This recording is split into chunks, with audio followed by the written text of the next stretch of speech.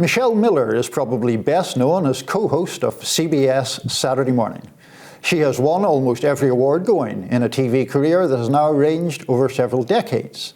She has worked for CBS News since 2004, and in one lesser-known fact, at least to me, she's a former First Lady of the city of New Orleans.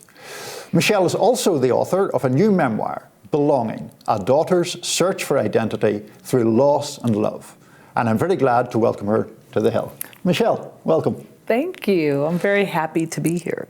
The central struggle or theme of the book is about your childhood and upbringing and the circumstances of your birth. And you were conceived in an affair between your father, who was married at the time, and black, and your mother, who was passing as white but of Mexican parentage.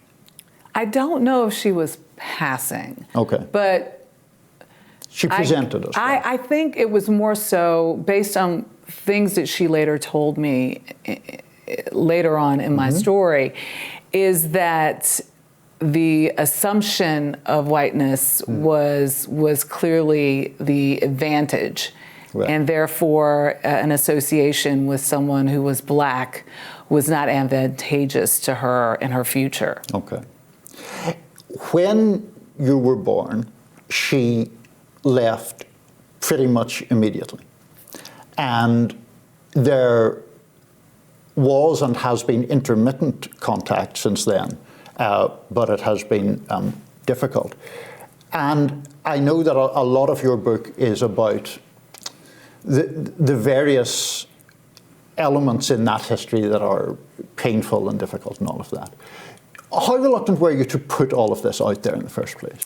I never really believed that my story was all that special. I knew it was different, but I also saw out there other people like me, other people who, for one reason or another, weren't the quote-unquote normal American family as so part of the American story.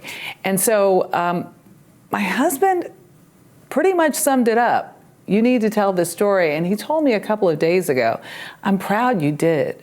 And I said, why? He said, because you could get it off your chest. And I was like, was it really on my chest? He said, oh, yes. And do you feel that you have got it off your chest? Well, it's 300 pages of memories and joy and pain, understanding, tributes to people. It really is a love letter as much as it is a setting of the record straight to my family, my friends, those people who supported me in times and filled the void where all that absence was. To be clear, I maybe should have said at the start, the reason that your mother came under pressure from her family not to continue the relationship with your father or not to have a relationship with you was not because your father was married. Her family didn't know that. So what her family didn't know was that she was pregnant. Right. Her family, it was a very interesting way they got around her family finding out that they had no idea.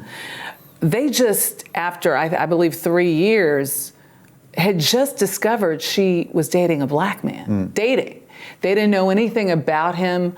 To my knowledge, they didn't know he was a trauma surgeon. He was just a black man. And in their mind, that there was nothing good associated with that. Listen, these were working class Mexican-American, this was a proud family who had immigrated to the United States at some point during their lineage, who were trying to seek the American dream. These are all facts that I later found out, as described to me by my mother.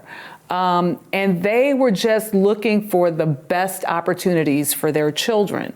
And some of their children had already identified that they wanted to live in the American dream of the white world, based on what my mother has expressed to me. And therefore, that decision, there was a line sort of written in the sand. It's either him or it's your family. And I want to be clear. Her making that choice, I understood as a child, an adult. The absence obviously was felt. The wonder of who she was there, but it was more for me finding someone to fill the void. And only after I had my own children did I grow angry. And I grew angry because I asked her to acknowledge me to her family. And that's the family that was left. Her husband, the one she married 10 years after I was born, was dead. Her mother was dead. Her father was dead. And yet she still could not acknowledge me to her siblings, to her nieces and nephews, to her stepchildren. And if I'm remembering that episode in the book correctly, you say to her in one of the most powerful moments that I am nothing to be ashamed of. Did I say that? It's interesting. I thought you were going to say something else. Okay. What did you think I was going to say? I thought you were going to say, well, I want to say read the book, but it's a powerful moment for me because she said, I can't do that. And I said, why not? She said, because they would think I'm a liar. And you said? But you are. Right. And that, have you spoken to her since that? I have. And that's it's so sketchy because there was a period of time where I think I conversed with her over several months, and I said some things perhaps I shouldn't have said. Sometimes it's best to leave the past in the past and not presuppose or rewrite the history for someone about their relationship with someone else. And I think I opened some wounds that were truly too painful for her to bear. Do you regret that, or did you need to do it for your own well-being? I think I did it in anger. And consider this, I have to do the math here. I'm 55, she was 28 years older than me. So what is that?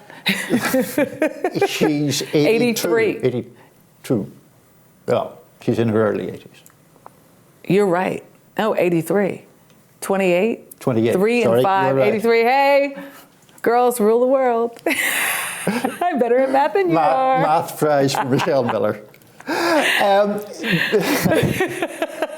I don't know how we got from such seriousness to you winning a math prize. Because that's me. I mean, anybody knows me is I get the drop of a dime. I can go to a very, very dark place, Sure. And then zip right back up. Because I think that is the range of who I am.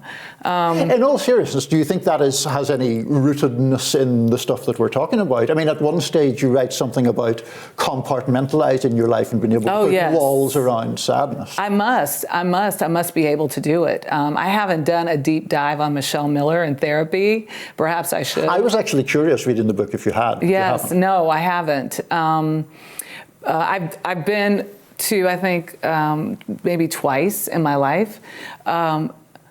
But I wonder what would happen.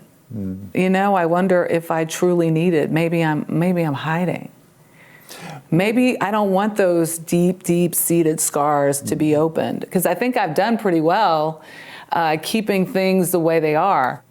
In, I think, 9th grade, the young Michelle had a crush on a young man. And I thought a young man had a crush on little Michelle. Which he did until one of my now colleagues, who is also from Los Angeles, who works in the same building I do, his name's Otis Livingston, was having a discussion on race with another friend of ours in our graphics arts class. And as they were in the middle of the discussion, they walk over to me, and Otis said, in earshot, "Michelle's black. She'll know it's true."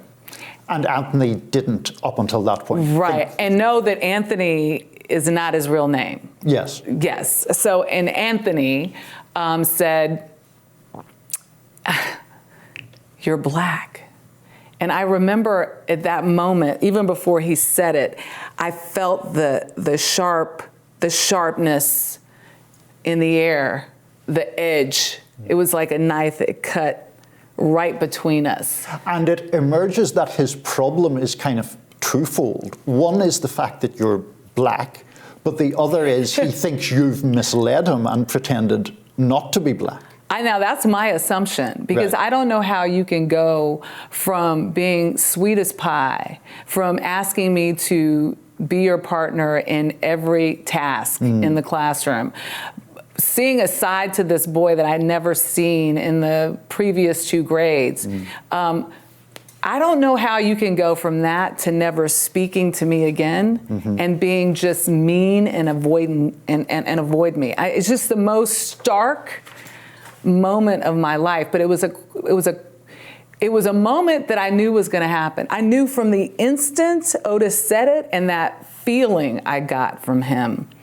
And I looked at him and said, in my mind, you damn well better tell him emphatically who you are. And I did. I said, of course I'm black. What did you think I was? Hopefully it's now widely accepted that there is a value to people bringing those different viewpoints to their reporting, to their lives and everything else. That was not always the case. And when, for example, the young Michelle Miller gets an internship at the Minnesota Star Tribune? Minneapolis Star Tribune, pardon me. You and the other interns of colour are brought in for a staff meeting with an executive who, by your account in the book, says, you will need to put your blackness aside. You can't be a journalist and black at the same time. Something like that. What do you think about that now? I had just returned from Kenya and Tanzania for a semester abroad. So imagine I'm an American in a predominantly black country. So think of the context of that. Having spent 2.5 years at Howard University, an historically black college, to go to Minneapolis, first of all, the people there were wonderful and welcoming and just so sincerely hospitable. I want to say that because I learned so much when I was there from so many incredible people. But there are great people who have sometimes misguided notions about things. Right? That's pretty diplomatic. And so I think it's important because good people can, myself included. Right. I think I'm a good person, but I think that we are all flawed, and sometimes we say things, we do things. And this gentleman, I think had, the best of intentions when he said that. But I found myself raising my hand and essentially telling him, and I don't know where this came from, but in my anger, I have the most crystal clear clarity. And I say that kind of like to reinforce the clarity is cut, by this anger. And I said, sir, I wasn't born an 8-pound, 9-ounce journalist. I was born a black woman, a black child. I can no further discard my black womanhood than you could discard your white maleness. Has anyone ever told you to do that? No. And so I think it was like this aha moment in the way that from the mouths of babes, there was an aha moment, an epiphany, because so many of the reporters who were part of the staff meeting and editors, and these were mostly white reporters and editors, came to me afterwards and said, good for you. I heard you loud and clear. And no one has put it to him, to us, in that light before. Do you think that at least has changed to a fairly significant degree? Because, I mean, we're jumping around here through the book. I like jumping around. I do. It's a proper conversation that It way. is a proper conversation. But when, for example, the horrendous murder of George Floyd happens, it seems to me that not only you, but the people around you, journalistically around you, see a value to your particular lens on that as a black woman. Part of the reason why my colleagues knew to come to me is that I have been vocal for a very long time. With respect, as many of them have been vocal in respect to their diverse and regional ties, nuances to stories that perhaps someone else might not get. And that's the benefit of diversity. That's the benefit of inclusion and voices of many different spaces. You know, it's not just a black, white, Asian, Hispanic thing. It's a East, West, North, Sure. South. It is someone who is a first-generation American as opposed to someone who's been here since the Mayflower. It is private school, public school. It is college education, non-college education. It is like a mix of, and so I'm going to first say that because, you know, diversity isn't just about this race. Sure. Ferguson, when I talked about Ferguson, on the morning show, after the refusal to indict the police officer in that case who shot and killed Michael Brown, I pointed out the fact that after, you know, rioting or quote looting had taken place and the anger filled the streets, I was like the one person who said, well, let's put this into perspective. No one died here. 14 businesses burned to the ground. That is awful for the 14 business owners and the employees. But consider what took place in 1992 when 65 people were killed in the streets and hundreds of millions of dollars in property were damaged and destroyed. It just sort of like, you know, I remember someone calling me on their other show to give that perspective because no one had ever, like, context is everything. Right. And so when asked to kind of give this overall lens over a 30-year period, I did. And that 20-second turn that I took in describing why racism and how it had impacted me, because my father loved me and my mother to this day does not acknowledge me, it was like a pin dropped. Gayle King came back at me after the story aired and said, I'm sorry, that was a really good report, but what did you say about your mother? And it was 37 minutes after that piece aired that I was contacted by Lisa Sharkey, a publisher with HarperCollins, to say, you have a book in you. That probably wasn't the question that you threw at me, but there's an answer. Well, I mean, it is a great answer, but I wanted to just, we're going to run out of time shortly, but I just wanted to get to a couple of other things. Is there ever tension between bringing that important perspective to bear and the traditional standards of objectivity that we are taught to abide by? In the book, for example, you talk about critical race theory. And it seems to me that you find some of the criticisms of that, well. What is critical race theory? Well, what is your understanding of it? My understanding of it is the belief or thesis that racism or racist attitudes percolate through American society in particular in ways that are often unacknowledged, and that it therefore should be acknowledged to give a fuller understanding of how society operates. Okay, so we are engaging in looking at history through a lens of how certain isms impact policy, norms, things like that. Yes. And you're saying, you're asking me, I'm just making sure that I'm clear on this. You're asking me whether or not I feel it's true, warranted. Well, what I'm saying is, it seems to me that you think a lot of the criticisms of it are kind of in bad faith, from what you write in the book. Mm-hmm. And I'm just wondering, like, could you say that on air? Would that be a controversial thing for the broadcaster Michelle Miller to say in a way that isn't for the memoirist Michelle Miller? I think that history in all its forms should be taught. It should be taught in as fact, what actually took place. I mean, I find it very interesting that a lot of my education was spent talking about tall tales and myths about our founding fathers, from George Washington to those presidents that came thereafter, that were not based on any truth or part of our educational system. The only thing I will say is that history is the story of whoever is telling it.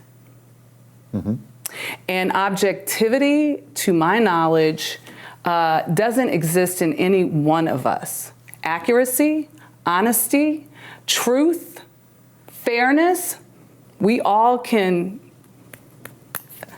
dot those I's and cross those T's. But we are all, don't ever like make the mistake of thinking any one of us isn't the product from which we came. And that makes us beautiful, all of us. It makes us, come to this world in a way that we experience things differently, and perhaps maybe we see things differently. But, accuracy, fairness, and being honest about what we saw take place, mm-hmm. those are things that are written in stone. Mm-hmm. I want to just finally, Michelle, get back to the personal side of this, because we could talk for a long time about mm-hmm. the book, and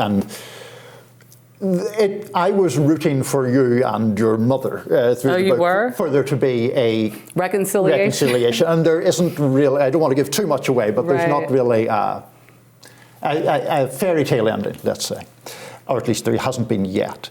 There often aren't fairy tale endings in life either, and I think that is the gift of the book, that it's okay. I'm okay